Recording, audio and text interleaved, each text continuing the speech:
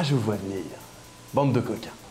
On va parler tabou, alors vous êtes là, tout excité, à attendre qu'apparaisse le carré blanc et que je sorte l'artillerie lourde. Moi, j'ai un piège à filles, un piège tabou. Allez, soyons honnêtes, c'est souvent à ça qu'on pense quand on parle de tabou. Au sexe. Tout, vous saurez tout sur le zizi. Non, le tabou c'est autre chose. Un interdit quasi religieux qui expose au châtiment. Mea culpa. Mea culpa. Et dans un monde sans religion d'État, qui sont les nouveaux curés qui fixent les tabous, hein?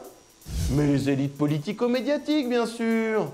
Et leur politiquement correct. Moi, je me fous de la société.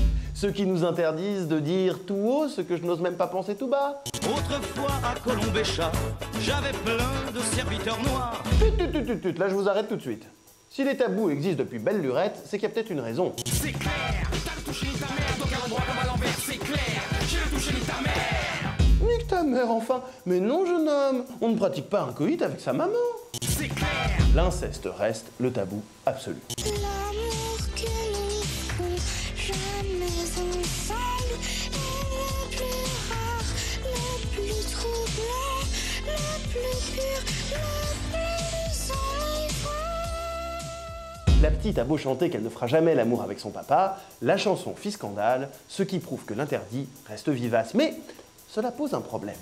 Si certains comportements sont inacceptables en société, qu'en est-il dans l'art?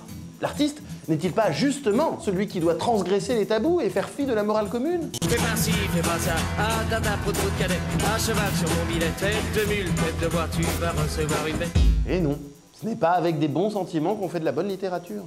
L'écrivain, caché derrière le masque du personnage, peut dire et écrire ce qu'il veut, comme il le veut. Derrière mon loup, je fais ce qui me plaît.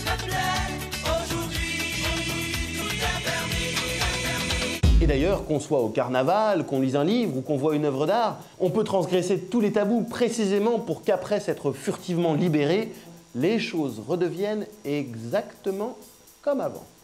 C'est ce que les Grecs appelaient la catharsis et que Patrick Sébastien traduit formidablement par se lâcher un bon coup. Et on fait tourner les serviettes comme des petites